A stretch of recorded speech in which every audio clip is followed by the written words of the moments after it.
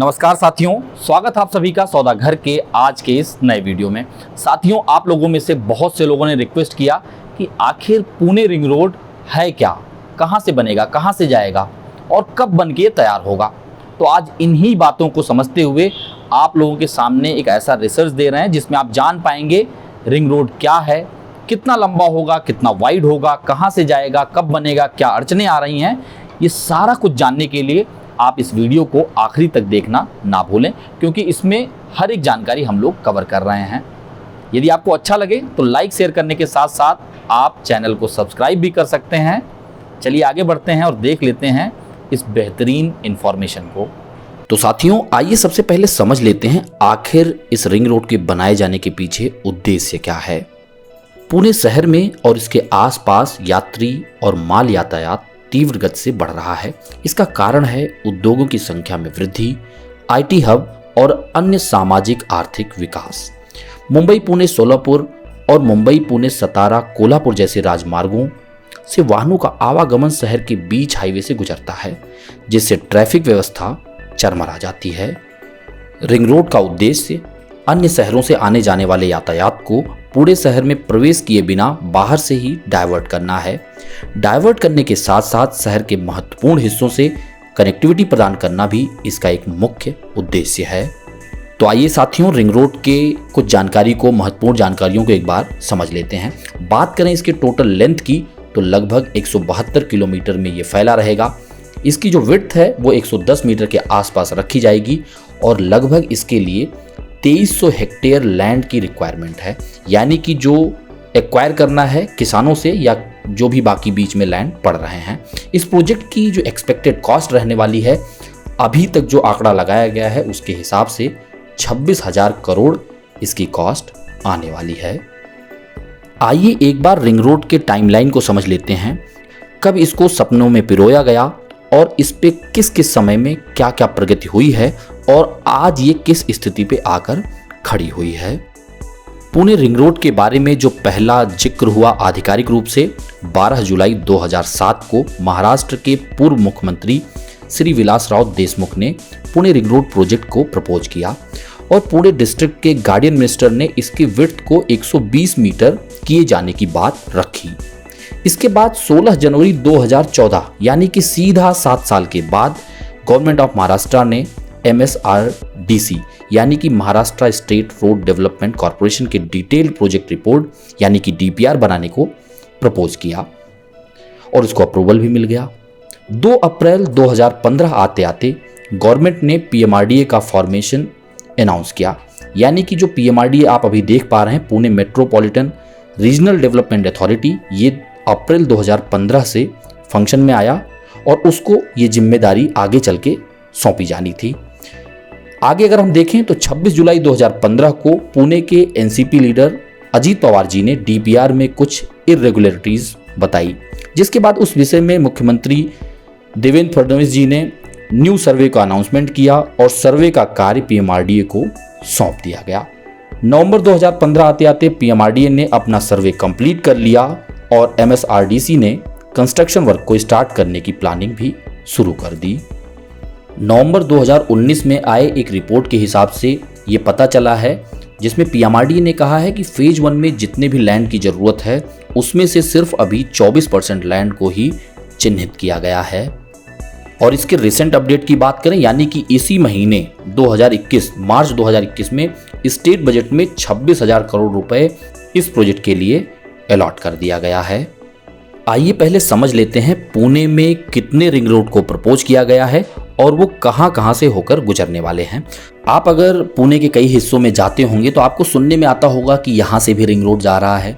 कई बार जब आप दूर दराज के एरियाज में जाते हैं तब भी आपको ये सुनने को मिलता है कि यहाँ से भी रिंग रोड जाने वाला है।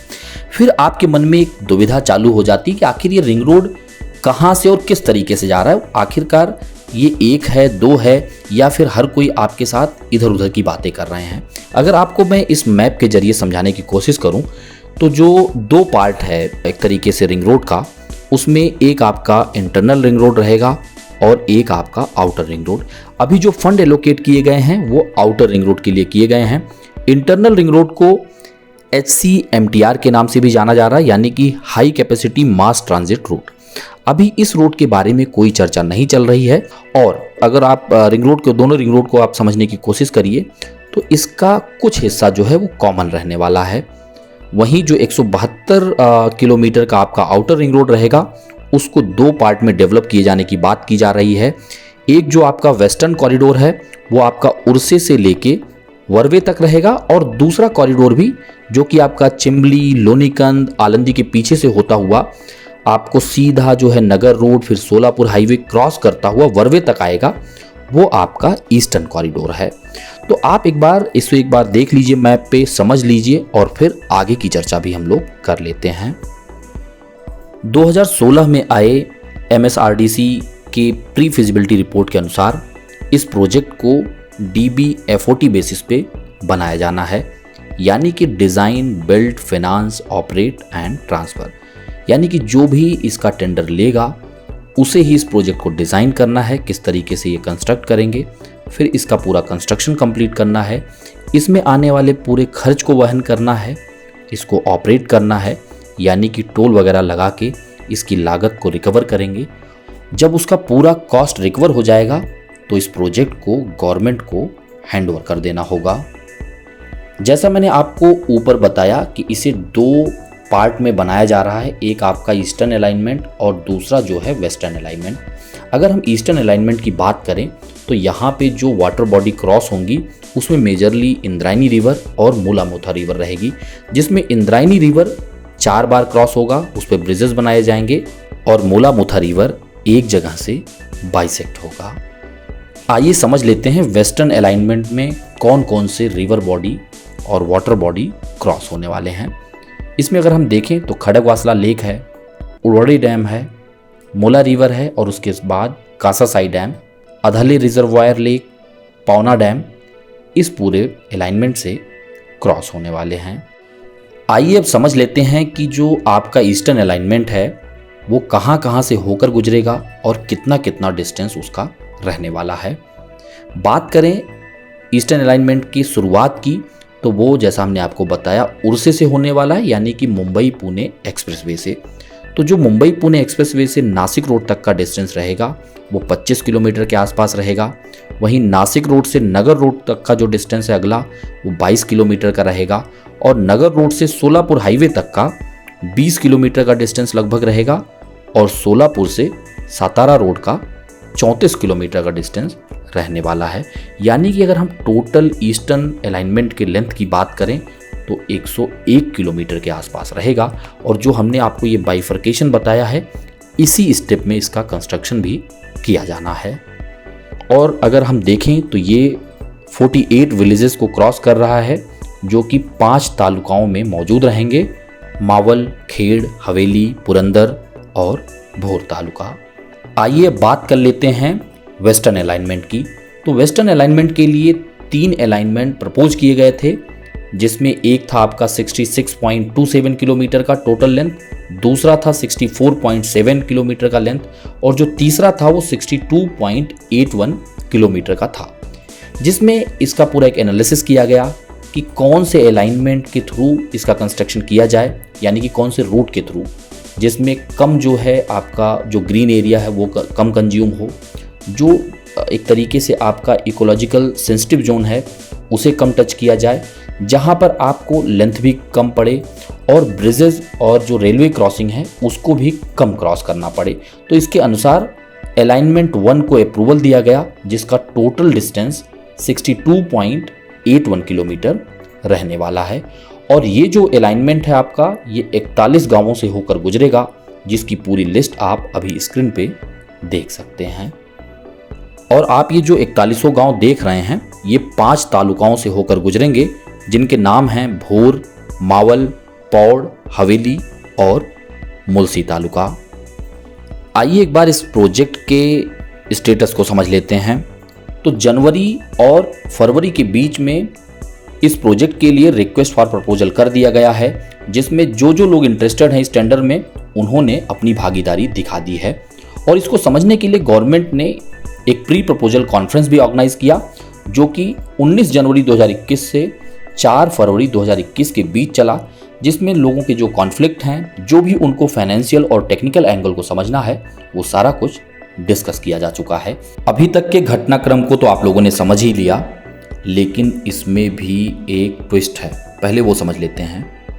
अभी जो नई खबर आई है, अभी जस्ट 2-3 दिन पहले ही अजीत पवार जी ने जो नई बैठक की है कैबिनेट के साथ, उसमें ये निर्णय लिया गया कि इसकी जो लंबाई है उसको कम कर दिया जाए। जो अभी 170 किलोमीटर रिंग रोड की बात की गई, पहले ये 123 किलोमीटर के आसपास था, अब इसे 85 किलोमीटर का पूरा लेंथ बनाए जाने की कवायद चालू है। और इसकी विड्थ जो 110 मीटर निर्धारित की गई थी, उसको 45, 60 या 65 में से कोई एक विड्थ जो है निर्धारित करने वाले। उसका कारण ये बता रहे हैं कि इस रोड में काफ़ी ज़्यादा अड़चनें आ रही हैं।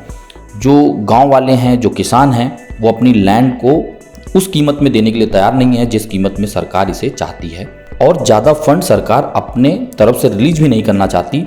यही कारण है कि सरकार अब इस निर्णय की तरफ बढ़ रही है, जहां पे लेंथ को कम करने के साथ साथ रोड के पूरे विड्थ को भी कम किया जा रहा है।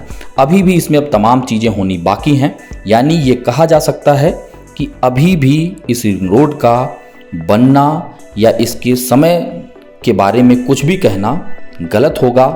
कहीं ना कहीं इसमें एक तो प्लानिंग और दूसरा सरकार की तरफ से भी वो मदद नहीं मिल पा रही है जितने द्रुत गति पे इस पे मिलनी चाहिए थी।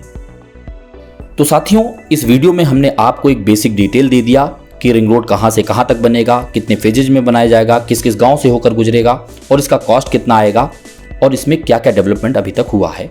जल्द ही आने वाली वीडियो में आप देख पाएंगे कि करंट सिचुएशन क्या है और ज़मीनी हकीकत क्या है, कहां कहां पे कौन सी बाधाएं आ रही हैं। इससे जुड़ी तमाम जानकारियां आपको मिलती रहेंगी। इस वीडियो में कंटेंट क्रेडिट जाता है संकेत अग्रवाल जी को। ऐसे ही लगातार वीडियो को आप देखने के लिए सौदागर से जुड़े रहिए। जल्द मिलेंगे एक नए वीडियो के साथ, एक नई जानकारी के साथ। तब तक के लिए धन्यवाद, नमस्कार।